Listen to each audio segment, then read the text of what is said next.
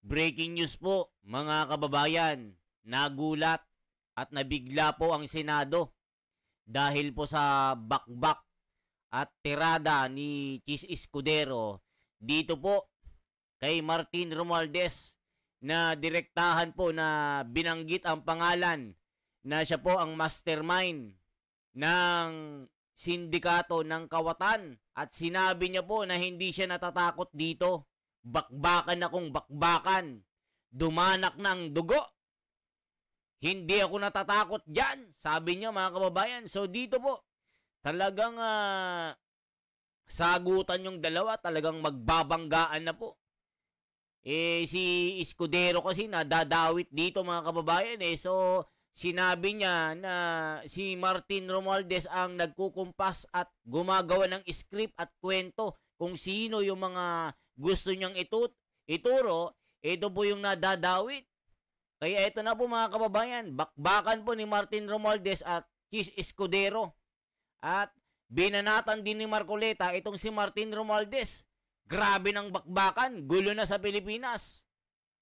Senator Francis Escudero delivered a privileged speech today amid his alleged involvement in anomalous flood control projects. Escudero claims former House Speaker Martin Romualdez is behind the attacks against him and other senators linked to the issue. Banggit sila ng banggit. Name drop sila ng name drop ng pangalan ng senador. Lahat ito para lamang ipako ang mga senador sa media at sa publiko at ilayo ang atensyon sa Kamara at mga congressman. Isang tao lamang, Ginoong Pangulo, ang nasa likod ng script at sarswelang ito. Siya ang dahilan ng kaguluhan, pagkakaaway-away, pagkakawatak-watak na ngayon yumayanig sa ating bayan, maprotektahan lamang ang sarili niya. O mga kababayan, grabe ano, talagang hindi patumpik-tumpik at talagang direktahan na tinira po si Martin Romualdez. Nakita nyo naman kasi mga kababayan, yung estilo po ng Blue Ribbon Committee, talagang yung direksyon nila mga senador. Kaya sinasabi dito na si Martin po yung mastermind, yung director dito. Kung sino-sino yung mga tinuturo, basta senador, basta pumirma ng impeachment ni Sara Duterte, lahat ng kaalyado niya, talagang dito po, dinadawit talaga, mga kababayan. Tapos si Marcoleta naman, dahil wala po silang magamit laban kay Marcoleta na mga anomalya, na mga korupsyon, yung asawa naman ang dinadawit, sinisira po na kinokonekta po kay Diskaya na hindi po maintindihan, pati media po ginagamit po ng mga kawatan para siraan si Marcoleta. Na itong asawa ni Marcoleta merong sariling kumpanya na independent director sa insurance or car insurance na halimbawa may sasakyan po kayo, gusto nyong magpa-insurance para, di ba mga kababayan, mga insurance natin, binabayaran natin. So sila po yung umaasikaso nito. So yun yung kwento. Tuloy pa natin. Ang pangalan niya ay matagal nang bulong-bulungan sa bawat sulok ng bansa. Pero ngayon, unti-unti nang sinisigaw ng taong bayan.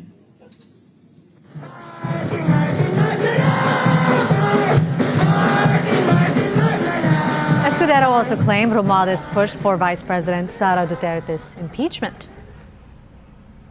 Ginamit ni Martin Romualdez ang FLR ng pangalan ng Pangulong Marcos upang itulak ang kanilang unconstitutional na impeachment complaint. Romualdez has issued a statement after Escudero's privileged speech. The former House Speaker says what Escudero said was not an expose, but a script from the Duterte diehard supporters, or DDS. He adds Escudero chose to deflect instead of answering the allegations against him. We begin with this piece of breaking news. Ako Bicol pardon. Mga kababayan, talagang todo deny itong si Martin Romualdez na talagang script lang daw ito ng mga DDS para siraan yung kanyang pangalan. Nako po mga kababayan, bakbakan na talaga. Gulo na sa Senado, gulo sa Pilipinas, rally dito, rally doon. Ano nang mangyayari po sa direksyon ng Pilipinas? Puro kawatan po ang nasa gobyerno. Si Martin po ang tinuturo na mastermind, na may kumanta pa sa kanyang screenplay. Martin magnanakaw. Martin magnanakaw. Yun ang sinasabi ng kanta na play sa Senado. So itong si Martin mga kababayan, todo deny ito na hindi siya magnanakaw. Chis Escudero, hindi ako magnanakaw. Yan ay gawa-gawa mo lang at mga DDS, scripted yan. Kita nyo po yung direktor ng mastermind ng kawatan, tinatanggi. May mga testigo na todo deny to death. Mga kababayan, grabe pati mga Marine, galit na rin dito kay Martin. Representative Zaldico has resigned. Co sent a letter today to the House leadership informing them of his resignation.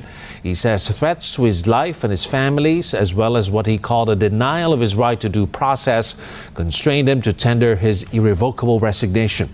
He also denied what he called baseless accusations hurled against him, saying he did not mastermind nor allowed any supposed last-minute insertions and realignments in the O mga kababayan, sino bang umamin na magnanakaw?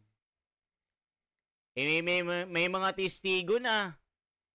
Mga kababayan, yung kanyang party list, 13 billion ang in-insert. Tapos itatanggi ni Zaldico. Puro aligasyon lang daw na walang katunayan, walang ebidensya. Grabe sila, no? Mga kababayan magtanggi.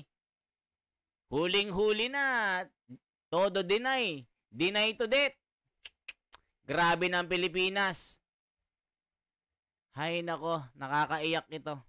2025 General Appropriations Act when he was House Appropriations Chairman. The embattled politician also denying his family indulges in an extravagant lifestyle, insisting their lifestyle has not changed ever since he started in public service.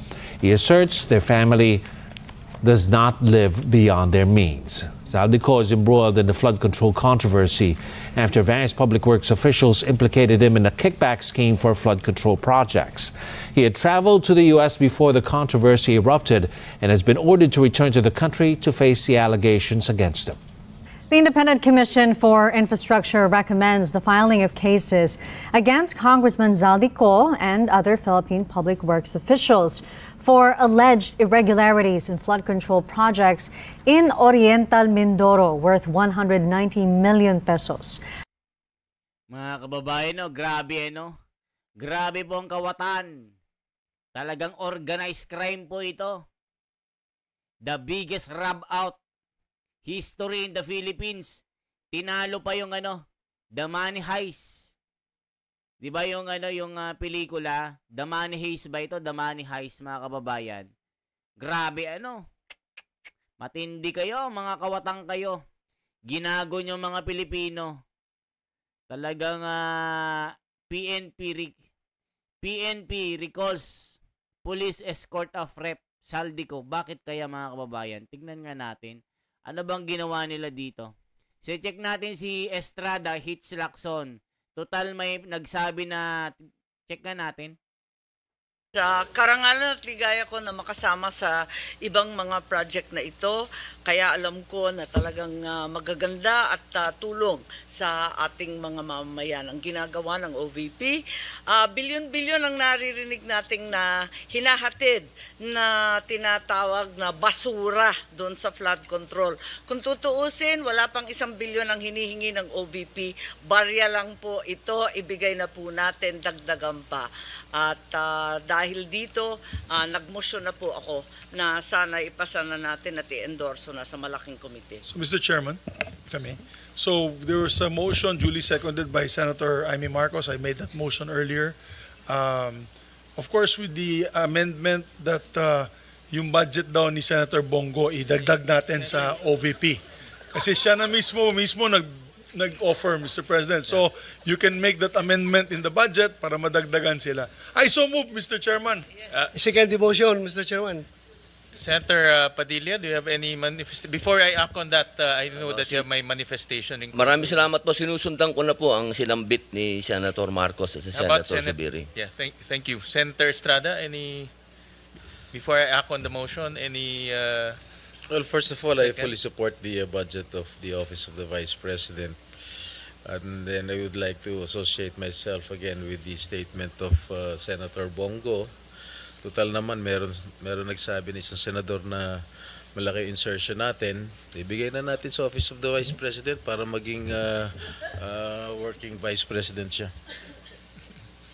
Thank you for that manifestation. There's a motion made by our Majority Leader and Senator Marcos, duly seconded by Senator Bato, Senator Padilla, Senator Estrada. So yan, pinaringgan po si Ping Lacson dito. Mga kababayan, iniipit kasi nila itong budget ni OBP, ni Sara Duterte. Iniipit po nila. So ngayon, itong si Bongo, si Ejercito Estrada, ay si Jinggoy, yung budget nila, dinagdagan po nila itong OBP na ito. So anong sinasabi ng mga comment? Tuwang-tuwa na naman ang mga magnanakaw. Yung mga galit at pikon, yan yung may mga ginawang masama instead of helping Lacson. Mga tropang politicians dapat nang mawala, mga papahirap sa bayan, imbes makatulong, mga pansariling interes lang ang inaatupag. Huwag mo yang bigyan ng pera, ipanglalakwatsa lang yan, pang pasahod sa mga ghost na empleyado. Wala naman ginagawang... Binabas nila si mga kababayan, ang lupit, no? Di unable to confirm Saldicos return as question. Naku po, mga kababayan, matindi po ito. Senators depends insertions in 2025 budget after Lacson. Naku po, mga kababayan, talagang si Lacson Escudero Romualdez use Marcos FLR. Nako po. Yari. Ito pala yung sinasabi ni Escudero. Yari talaga, binabakbakan po ni Escudero po ito, si Martin Romualdez, mga kababayan. So i-check na natin ano sinasabi ni Escudero. Binabakbakan talaga mga kababayan Yari. Check nga natin, binabakbakan po talaga si Romualdez. Kasi nga ng mga kababayan, lahat binabakbakan po, lahat ng mga pumirma ng impeachment ni Sara Duterte para hindi makatakbo si Sara sa Pangulo sa 2028. Nais ko din pong kumpirmahin ang sinabi ni Congressman Toby Chanco na ang pag-file ng impeachment complaint laban kay Vice President Sara Duterte ginamit na paraan ni Speaker Romualdez para mag-release ng pondo nila na naka-FLR or for late release bago mag-eleksyon. Maski na alam po niya na hindi po ito kayang talakayin ng Senado hanggang sa Hunyo pa mula nung simula. Ulitin ko, ginamit ni Martin Romualdez ang FLR at ang pangalan ng Pangulong Marcos upang itulak ang kanilang unconstitutional na impeachment complaint. Sabi nila, pumirma kayo dahil kung hindi lalabas ang pondo nyo na naka-FLR bago mag-eleksyon. Subalit, Ginoong Pangulo, hindi ito umubra. Hindi ito umubra dahil tinanggihan ito ni PBBM. Sinabi niyang walang ganyang uri ng usapan at sinabi niyang hindi niya gagawin yon. Kaya't hanggang ngayon, nananatili pa rin for late release ang mga questionableng pondo nila. And that is why, Mr. President, distinguished colleagues, at the height of the impeachment controversy and amidst the passion of some sectors to remove the Vice President at all costs, I urged prudence and level-headedness because I knew that greed and not accountability was the reason behind it. In the end, Mr. President, the Supreme Court vindicated us. The Supreme Court vindicated us by saying, among others, quote, "There is a right way to do the right thing at the right time. This is what the rule of just law means." O mga kababayan, di ba? Gusto kasi nilang patumbahin si Sara by means of impeachment. Pero hindi sila nagtagumpay. Kinatigan po ng korte si Sara Duterte na unconstitutional yung pagkakaso sa kanya ng impeachment. Na basura po ito, na archive po ito. So ngayon, ang inaano nila ngayon, sinibak si Chis Escudero, sinibak si Marcoleta. So ang humawak dito, mga bata na ni Tamba. Kaya yung mga witness si Marcoleta, si Diskaya, itong si Orly Gutesa, hinaharang po ni Lacson. O ngayon, sumabog din si Chis Escudero. Binanatan si Martin ngayon na direktang tinukoy na siya yung master ng kawatan ng flood control. Ano nga pala yung mga kababayan? Ano nga pala yung FLR na tinatawag yung binabanggit ni Escudero dito? Ayun no. Escudero to Romualdez use Marcos FLR. Ano yun, mga kababayan? To push Duterte outster bid. Anong ibig sabihin nun, mga kababayan? 'Di ba? So ang sinasabi ng mga komento, ikaw nga hindi mo inupuan ng impeachment complaint. Ouch. Hoy Chus, binabalasubas mo ang saligang batas ng Pilipinas. Dapat sa'yo managot. Anong binabalasubas? Mas concerned pa din siya sa pagliligtas kay BP sa impeachment. Kasi kayo mga basher kayo, hindi kayo nakakaintindi ng batas. 'Di ba sinabi ng batas na hindi pumapanig yung ginawa nyo kay Sara Duterte na impeachment, unconstitutional? Ganyan po sila Lacson, sila Tito Soto na sumusunod po sa legal luminary, binabastos nila ang saligang batas, ang Korte Suprema. Sinusuwag nila ang nakasulat sa batas. Kaya nga tignan nyo mga kababayan, itong restitution, pinalagan din si Marcoleta na pwede daw singilin mo ng mga Diskaya. Tignan nyo mga kababayan, sabi naman ni Erwin Tulfo, bending the law. Sometimes we have to bend the law. Sabi ni Airbender tuloy, nagmamagaling, hindi naman abogado. Kaya nga tinitibag nila si Marcoleta para hindi po matukoy yung mastermind. Ngayon, sumabog si Chis Escudero. Yari, ang dami ng mga pumapalag kay Martin na sinasabi nila, the name that cannot be mentioned. Takot na takot. Tito Soto, Lacson, hinaharang niya si Marcoleta. Nung prinisinta itong sorpresa ni Marcoleta, nalungkot, nagalit si Lacson. Pinasugpi na si Marcoleta at Gutesa. Sabi naman ni itong si Erwin Tulfo, diskumpiyado daw siya kay Guteso. Alanganin. Parang hindi ka panipaniwala. Tignan nyo, hinisgahan na agad. Marin yan. Merong palabra de honor yan. Merong isang salita yan. Marines is always a Marines. Bakit direkta na kumonekta kay Saldico at Martin? Siya lang yung nakikita ni Marcoleta na credible. Sa lahat ng mga witness, si Gutesa, yung Marine, yung credible talaga. Kung pamantayan yung tiwala po ni Marcoleta. Tignan nyo, dahil wala po silang maibanat kay Marcoleta, pati media ginamit. Tignan nyo yung isang bastos na reporter ng Abante News Online. In-invite si Marcoleta na magpa-interview, tapos babastusin lang. Kaya itong si Dalisay, Mario Dalisay ba ito? Nakalimutan ko yung pangalan eh. Natawag na tanga. Kaya yung alias nito, tanga, 1,000 na tanga, bobo di bobo.